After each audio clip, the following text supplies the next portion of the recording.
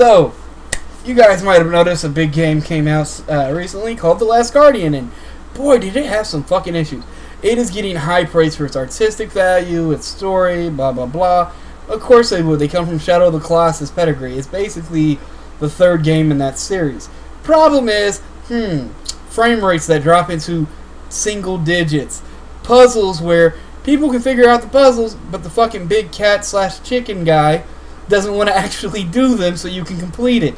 There's been some issues with this game, and I think it's come down to, supposedly it plays way better on the PlayStation 4 Pro, which I have. I just don't have The Last Guardian to check it out for myself. There, I heard it stays up around 30, 25 frames per second. But are we getting to a point that the developers are trying to be too artistic, too creative, put way too much in the game, where it won't even run on the consoles that we have today properly? Or are we asking too much from developers? What do you guys think? I look at it from a standpoint of it might not be that they're intentionally doing it. I think what they're doing is they want to put out the best thing possible, because when they do, who made this, by the way? Do you know? I forget the company's name, but it's the same people who did the last Shadow of the Colossus in that one game where you're the little boy with the horns and the girl.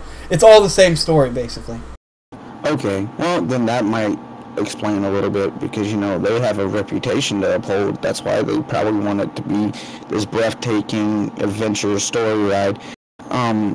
With that being said, though, they might not be doing it intentionally. I think what they're doing is they're looking at the specs, maybe from the Pro and the Xbox One S, and they're going, okay, well, you know, if we do this, this, and this with the game, it'll meet it. And then, you know, PC's all over the place as far as, you know, what will run on that, what won't run on that, and stuff like that. I think what they're trying to do is just give you the best thing they can for the dollar amount and still keep your reputation intact. But what they're doing is failing them to notice that, you know, if you do this and you make that giant chicken bird thing, whatever the fuck I'm looking at right now, look that good, it's going to slow shit down. And, you know, some of that shit is real taxing on a system. Hell, I mean, but at that same point, they got that reputation. You know, Shadow of the Colossus is a you got big shoes to fill when you produce another game. Oh yeah, that's basically a masterpiece of artwork put into a digital frame, in a digital medium, in my mind. I will give them that. That is definitely true.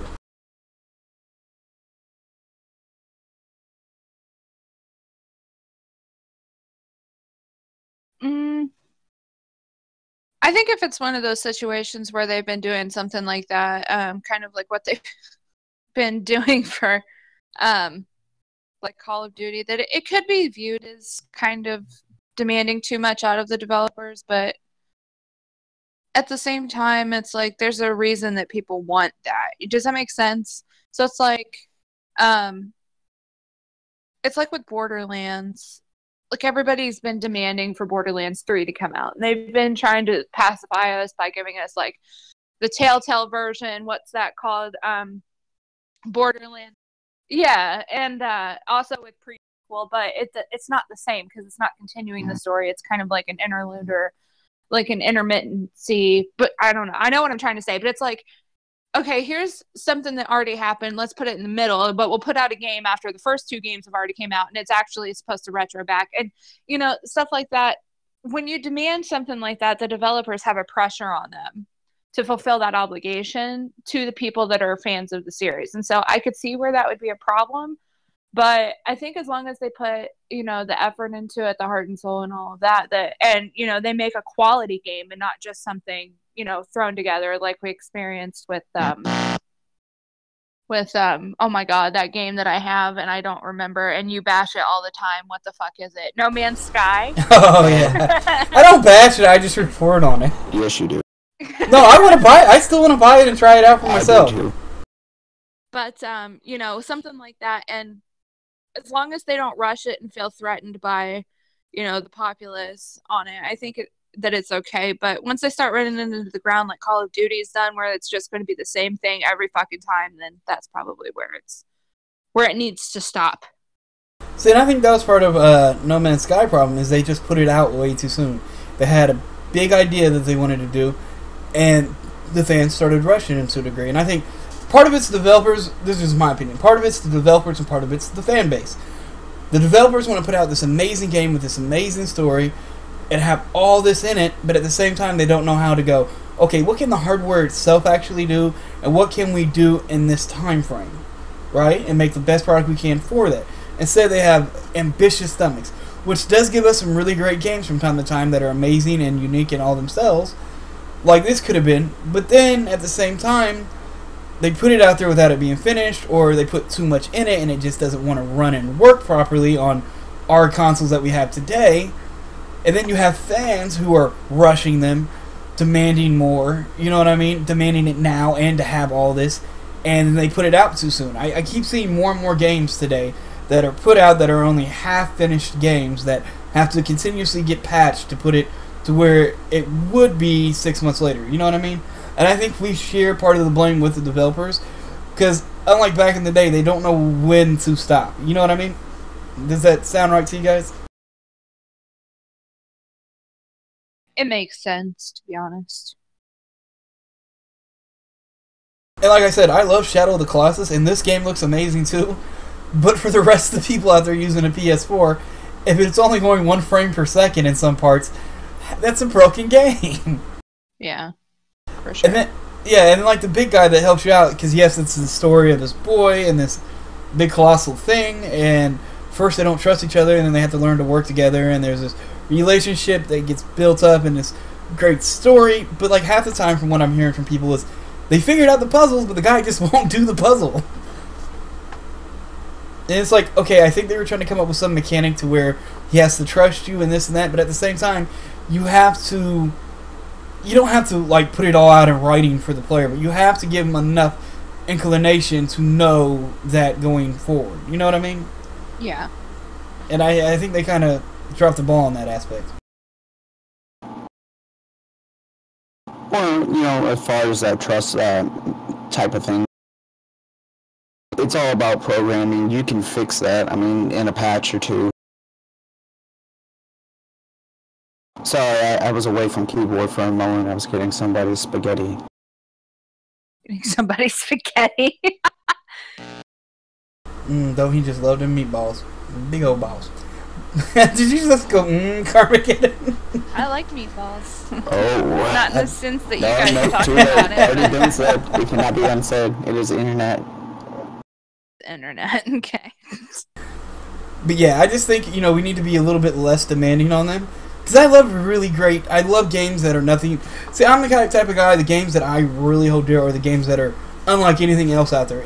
Unlike anything I thought I would play on top of it. You know what I mean? That just surprised me because it's, a really good story. The mechanics are new, fresh, and something we haven't seen before. But at the same time, you just got to manage what you're putting in your game and if it's going to run properly. You know what I mean? Yeah, they have to remember their limitations and not exceed their limitations as far as developing and creating a game. I mean, I think that's probably what happened here, is they accidentally exceeded those limitations a little bit by trying to give something more to a fan base that is demanding more, like, you guys were saying. And when they do that, they go, oh, shit, alright, hardware apparently will not allow that to happen as far as, this side of the fence or that side of the fence, so now we got to try to figure out a way to make it happen. See, and I think the problem here was they just needed to... They did what they did in this amazing game with all these awesome mechanics and this and that and these ideas and story and graphics are amazing. But then once they tested it out on the PlayStation 4, they probably did all the development on PS4 Pro, probably. I'm just saying, I'm trying to throw them a bone. But once they stuck it into the PS4, they should have went, okay, graphically, certain parts, it can't handle this game, so we need to scale back just a little bit so it'll run at a good frame rate. That's all they had to do, and then maybe changed a little bit of the mechanics or made it more easy for the players to understand the mechanics of having this guy help you at such an early stage in your guys' development as characters. And that would have just been it. Problems would have been fixed, it would have been fine. But I don't think they thought about it. I think a lot of this could be something that could be fixed with a patch or two. yes, I understand we as the people hate patches, hate having to download them, hate waiting on them and everything else like that. But we need to realize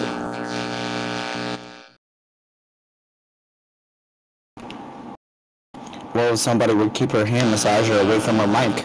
Okay, first of all, I said hand massager, ma'am. Don't make it inappropriate.